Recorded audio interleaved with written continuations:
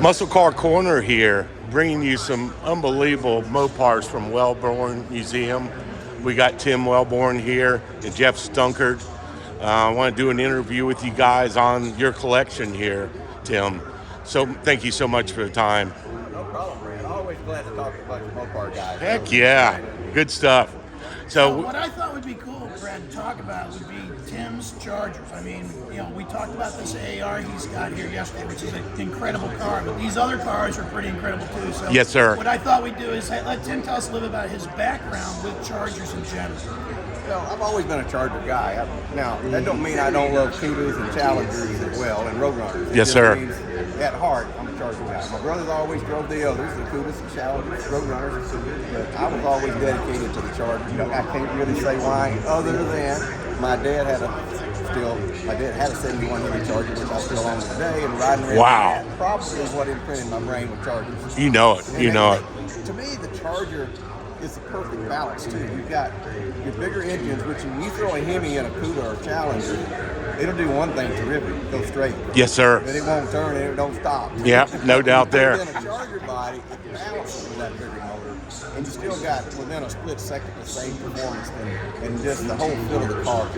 Yeah, no doubt. Are they as sexy as a 71 Hemi Cuda? No. No. But you know what? I love them anyway. A 68 Charger RT, B5 Blue, White, and Tears, one of my favorite Chargers. You need to come to the museum. Well, I'm going to. With a Hemi in it. We're white top, white interior. Actually, it's B7 blue. Yeah, cool. We will be there to film that car. I promise you. And I want you to tell me about all those cars there if you have the time. I would love it. So let's talk about this Daytona here. Now, Tim, you've got a little bit of a heritage with Daytonas as well, right? Yeah, I mean, in high school, I drove a Dodge Daytona to high school. Really? Parked in the parking lot every day. And, I did not know that. It was a Hemi orange, white interior car, and white wing. And I still have that car to this day. But wow. It for 26 years, but it came home. And I call it my kid car because it left me. I sold it when Pam and I got married, and it went to a guy in Atlanta. That guy in Atlanta happened to call me back just before I was going to Barry Jackson, a good 15, 18 years ago. I don't know, somewhere way back there. Yeah. And he says, "You want your car back?" I said, "Yes, sir. I'll be right there to get it." And unbelievable. And here's the surprising thing. He only drove 312 miles in that 26 years. Wow. Same tires, same paint I put on it. And before the word clone ever came about, I had put a Hemi in. I found a 2,000-mile Hemi air cleaner to transmission, wire harness, everything out of a Roadrunner, and I transplanted all that into that car. Really? Before there were collector cars. Right, because I wanted a Hemi Daytona. I even went so far because my dad took me to see the first Talladega race, and Bobby Isaac was running around the track.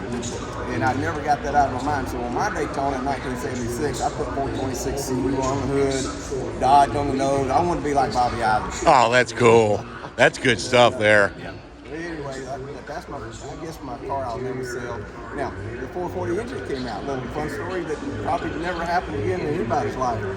A few years later, after I bought the car back, I get a phone call that says, "Hey, I've got an old 66 Charger that you used to own." I said, "No, I never owned a 66 Charger."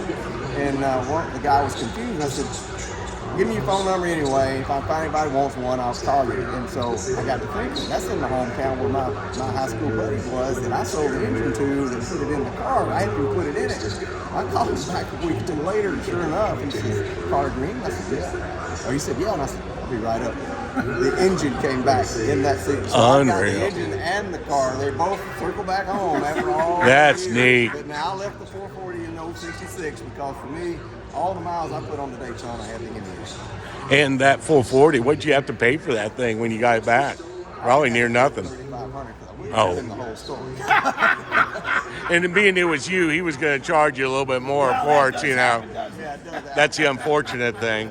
Well, let's talk about the Daytona you've got here this week, and just tell us a little bit of backstory on this car. Yeah, bought this car, my brother and I, way back somewhere around 1987. Great rust-free, never wrecked car, 444 speed, completely original drivetrain. So we kept it in its unrestored state for many, many years. Then a good friend of mine owns Daytona Dodge down at Daytona Beach, kept wanting to buy it. Well, I know him very well. Randy, I'll sell Randy. it to you. And he he actually restored the car and did a terrific job because he knows what he's doing. He's a great. Well, I know car who guy. painted this car. And so he took a great car, did great paint work. So he approached me not long ago and said, "I'm going to sell the car." I said, "Well, I want it back." So I bought it back. I've done a few little tweaks to it. I did go to Roger Gibson with it. We spent a good weekend on it, just bringing everything right up to 100% what it's supposed to be. So this is a great car. Whoever gets it's going to have. Now, people ask, why am I selling it? Well, I got my kid Daytona. And most of all, I got the old K&K Bobby Isaac Daytona. Oh, really? I did not know that. Oh, nice. He knows it well. I do.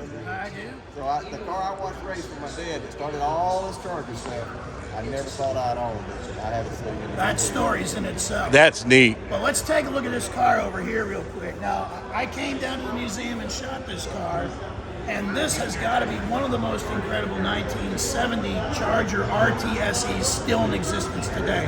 In my mind, I can't, you never say never in the Mopar world. We all know that. Yeah. But to find a car better than this one, I don't know where it would come from. The color, vitamin C, white butt stripe, SE, leather interior, looks like it's never been set in. Completely untouched on the hood, undercarriage. Truck floor in this thing looks brand new, no rust at all, not even surface rust in it. And it came from Pittsburgh of all places. Unbelievable. But the gentleman that owned it all the years, absolutely never never touched the rain shower with it. Yeah. I was No able to snow. buy it from him. So yes, whoever gets this one is going to have a great machine. And why am I selling it? We got a duplicate Daytona. We've got Pam's pink 446 pack Charger. That's the keeper of the 446 pack to be in the. It's a real deal. Oh yeah, it's one of two built. Wow. I can't wait to see your cards you got up So there. That's the one I'm keeping. And I'm going to let this one go by the wayside. You're probably going to be crying once this one goes, so. Well, how about this one over here, Tim? I mean, you were well known for the 71 Chargers you had. Let's talk Yeah, about you had, that what, car. 24? Had fun with the At 71 one point, Tim had more 71 Hemi Chargers than Chrysler had owned at one time. Gosh. He had more in his collection than Chrysler had ever owned at one time at the factory. Because of my dad's 71 Hemi Charger, which is in the museum today, it's a Tony Gold, one of the 63 built with a cream interior and a gold top. The combination makes that car really stand up. Yeah. Tony Gold is not one of the colors most people like so much until you see it when it's mixed up with other colors like the interior and the top. Gotcha. So that was always the car that imprinted my brain. So, like Geoff was saying, I was chasing 71 Hemi Chargers when no one else was. They were buying Hemi Scooters, Hemi Challengers, 69, 70 Hemi Chargers. Nobody wanted these. Well, nobody. Yeah. Most of the market was toward the others. Toward the E-body. Toward the E-body at Yeah. that time. Yeah. So at one point, as he was indicating, I owned 23 of the 63 that was ever built. Wow. I don't Third of own the all production. anymore, but we still have several in the collection. You're my hero in life. When I found out you had that many Chargers, when I had mine, I was in awe. I couldn't believe it. You know. So let's talk a little bit about this car first. Great options. Had it over 22, maybe 23 years. Bought it from Steve Giuliano and the Mopar guys. They know who he was. He only had the best of the best. Still got several cars of his. Does he? And sassy grass green. You might scan to the hideaway. The Hideaways. Make the car. It does. Any Charger to me. So he's got that. Also has power windows. The wood grain steering wheel. It's just got all the good stuff on it. And again, why am I selling this when I get asked? I have the exact car, sassy grass hideaway, 426 Hemi, white interior. So I'm going to keep the white interior. You like the white interior over the It's dark. nice to be able to sell a car because you've got another one with just a little different interior. Yeah, right. Well, talking about white, how about this white we car got over one here? too. We got this is a nice car too. Now, you're getting out of the muscle car era, but you still have the looks of a Charger. Anywhere you drive a 73, 74 Charger, it will get just as much attention as that 426 Hemi because people see Charger. Yeah. And, this one here I bought from a lady in Pennsylvania. Great car, totally unrestored. Wow. And 100% 400 engine. It's a 400. It blows cold air, drives good.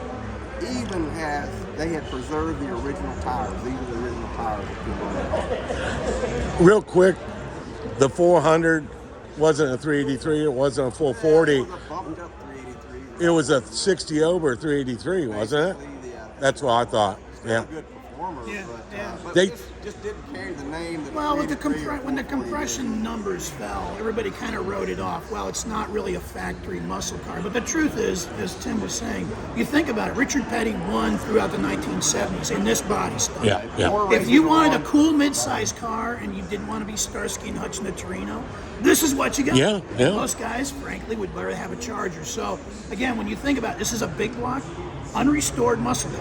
Literally, in every sense of the word, it just doesn't have big compression. So, I think it's going to be very interesting to see what this car does.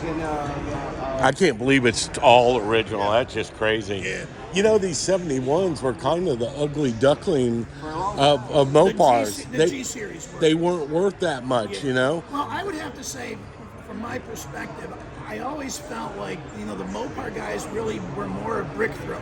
And I say that with all honesty. You wanted kind of a hard-edged car, and they were very streamlined. Yeah. In the wind tunnel, these were almost as slick as the Daytona was. They were. In the wind tunnel. So even though it didn't have a pointy nose or a big wing, they had smoothed out all these little points, and it was almost as fast with air as the Daytona had been. So Coke in that bottle regard, shape. In that regard, it was a much better vehicle aerodynamically. But going back to your point, I feel like there were a lot of Mopar guys who really liked that square, boxy look, and that was part of the reason those earlier cars had such attention. And of course, the second gen car with the Dukes of Hazzard and the Bullet movie and the Cannonball or Gumball Rally, all those things made that a movie star car as well, which No added doubt. to its interest. Yeah, So, yeah. But if we're going to talk about pre-19 or post-1971, I think this car over here is going to do amazing tomorrow. Nice, what you call a rally charger, because again, you were losing your compression in 72. This was the beginning of everything going away performance-wise. Yeah. However, they still call it a 440 Magnum. And what's cool about this one is heavily optioned and sunroof. Sunroof, baby. And that's Not anybody ordered sunroofs for any reason. I don't know the exact number in 72. I'm going to say it's probably less than 50 maybe.